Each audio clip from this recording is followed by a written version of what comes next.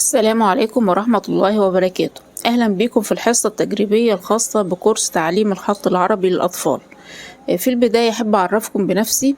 معاكم شيماء محمد أبو الدهب، خطاطة ومزخرفة، وعضو نقابة الخطاطين وعضو الجمعية المصرية للخط العربي.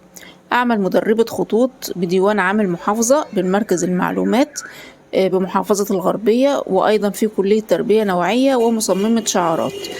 شاركت في العديد من المعارض المحلية والدولية، وحصلت على العديد من التكريمات والجوائز في مجال الخط العربي والزخرفة.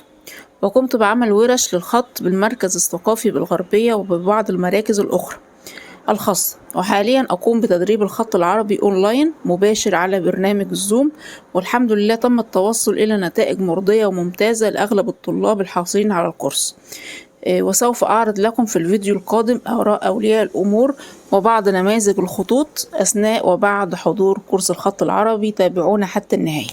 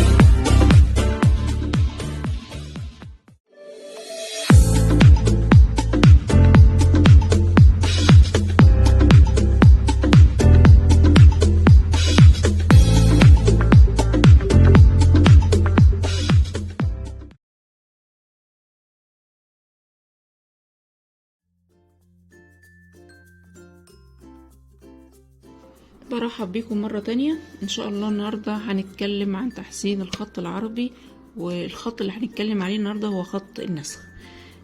طبعا احنا هنتكلم الأول عن الحروف. في البداية هنشرح الحروف حرف حرف. طيب نبتدي بحرف الألف. حرف الألف عبارة عن خط مستقيم يكتب على السطر بهذا الشكل. وعايزة أقول لكم برضو في البداية إن أنا بكتب على كراسة مسطرة بالشكل ده. تمام. طيب يبقى انا عندي طول الالف عبارة عن 5 نقاط يكتب بين السطرين.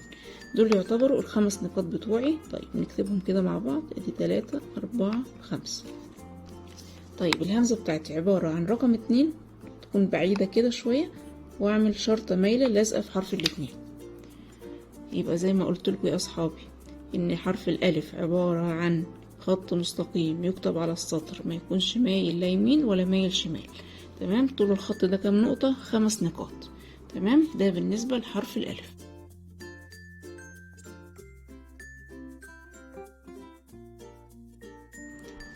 بعد كده ننتقل لحرف الباء. حرف الباء البداية بتاعته بتكون زي دوران أو قوس بسيط. تمام. بيكون متجه ناحية اليسار. ماشي. وبعد كده بمشي على السطر بمقدار 4 نقاط، وبعد كده بقفل الجزء ده زي ما ابتديت بالظبط، وهلاقي ان النهاية هتكون متجهة ناحية اليمين. يبقى انا البداية متجهة ناحية اليسار والنهاية متجهة ناحية اليمين. تمام. طول الباء من جوه كام نقطة؟ 4 نقاط. طبعا الحرف ده ينفع باء او تاء او ساء. احنا بناخد شكل واحد. لو الحرف ليه اكتر يعني مكرر اكتر من مرة، احنا بناخد شكل واحد فقط. تمام. طيب ده بالنسبة لحرف الباء او التاء او الساء. طبعا لو نضعنا النقاط اهي باء او تاء او ساء. والنقاط عندي في خط النسخ بتكون متفرقة، ما بتكونش لازقة زي خط الرقعة، لا متفرقة. تمام. ده بالنسبة لحرف الباء. وعايزة اقول لكم ان الحرف ده يكتب على السطر، ما ينفعش ينزل عن السطر. احنا بنشبهه زي الطبق اللي هو محطوط على الترابيزة، يبقى اذا الترابيزة بتاعتي هي الايه، هي السطر، اذا لازم الحرف ده يمشي على السطر. تمام. ده بالنسبة لحرف الباء.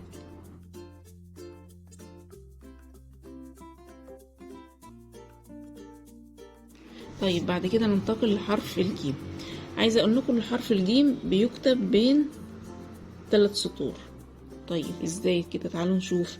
اول حاجة ببدأ الجزء ده برسمه زي الايه، الموجة بالظبط، او زي الحاجب او رسمة الحاجب، جزء مرتفع وجزء بيكون مستقيم. طيب الجزء ده كام نقطة طوله بقى؟ 4. يبقى طوله كام نقطة؟ 4. طيب ببدأ ارجع تاني لحد المنتصف، وابدأ افصل بدوران لحد ما اوصل لنص السطر التاني. وخلي بالكوا ان الجزء ده بيكون ايه، دوران، ما ينفعش يكون الخط متعرج، لازم الخط يكون ايه، سلس كده وبسيط وماشي باليونة. طيب طول الجزء ده كام من جوه؟ الفراغ ده كام من جوه؟ ادي 3 4 5 على ايه، 5 اللي هو طول حرف الايه، الالف. طيب عايزين نقول كمان اننا لو نزلنا بخط من هنا كده وخط من هنا كده، هلاقي ان الجزء ده ايه، ما بين الايه، الخطين، ما يطلعش بين الخطين، لازم يكون جوه الايه، الخطين دول. طيب نشرح تاني حرف الجيم. يبقى انا ببدأ ارسم الجزء ده كده اهو، وابدأ ارجع تاني لحد المنتصف والف بدوران او اكني برسم حرف سين. تمام. تاني دول 4 هم، من عند المنتصف بفصل، ودول 5 3 4 5. طبعا احنا قلنا ان الشكل واحد بس، باخد شكل واحد بس، يعني ده يعتبر ح. لو حطينا نقطة كده يبقى جيم، لو حطينا نقطة فوق كده يبقى خ. تمام. طيب ده يعتبر حرف الجيم او الح او الخ.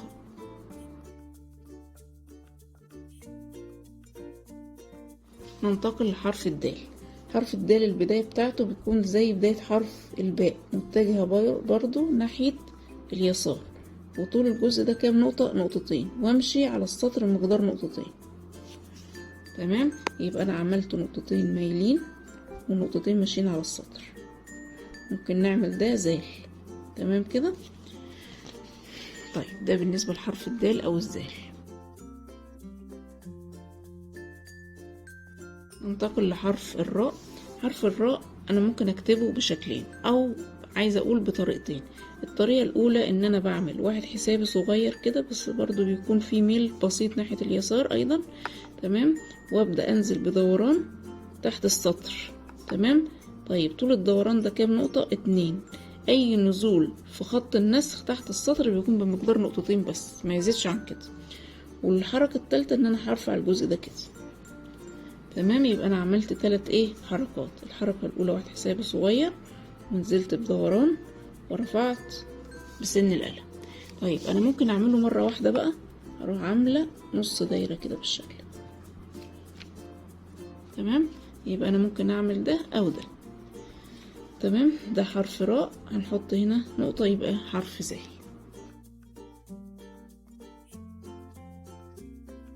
طيب ننتقل بعد كده لحرف السين. حرف السين ليه شكلين. في شكل سهل خالص ان انا بكتب 3 اسنان متساوية كده. تمام. وانزل اكني بكتب رقم 3، زي ما اتفقنا ان اي نزول تحت السطر بيكون بمقدار نقطتين بس.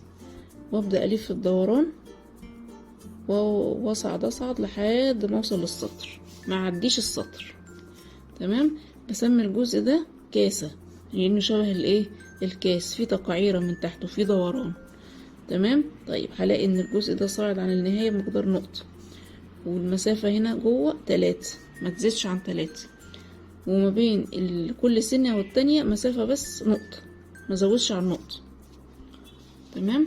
طيب في شكل تاني للسين. ايوه في شكل تاني اصعب شوية، ان انا في البداية بكتب رقم 7 كده، برضو متجه ناحية اليسار. تمام. دي تعتبر السنة الاولى. طيب فين السنة التانية؟ اهو السنة التانية بسيطة كده اهي، يدوبك بلحمها في السنة الاولى، وابعد شوية، هنا المسافة نقطة، وهنا المسافة ما بين التانية والتالتة نقطتين. وابدأ برضو انزل اكني بكتب رقم 3 اهو بالشكل ده، النزول هنا بمقدار نقطتين، وابدأ الف بالكاسة بتاعتي اللي انا عملتها في الشكل الاولاني اهو لحد السطر، وابدأ اقف. هلاقي الجزء برضو ده كام نقطة؟ 3، والبداية مرتفعة عن النهاية بنقطة. تمام.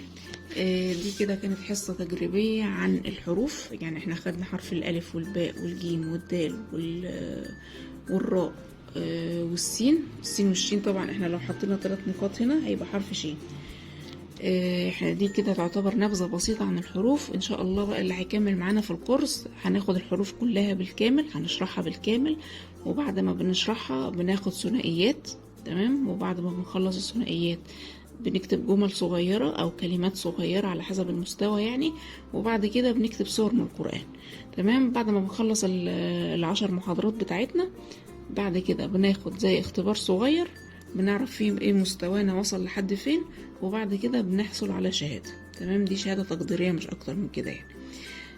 فدي تعتبر نبذة مختصرة عن الكورس. طبعا وبديكم في البداية بديكم مذكرة بتساعدكم على كتابة الحروف بشكل سهل، لانها بتبقى منقطة، فبيبقى سهل على الطالب او على الطفل ان هو يمشي عليها، فبيسهل شكل الحرف بالنسبة له. وكل التمرين كل ما بيتمرن اكتر كل ما بايديه بتمشي على الحرف بشكل اصح، وكل ما خطه بيتحسن بسرعة.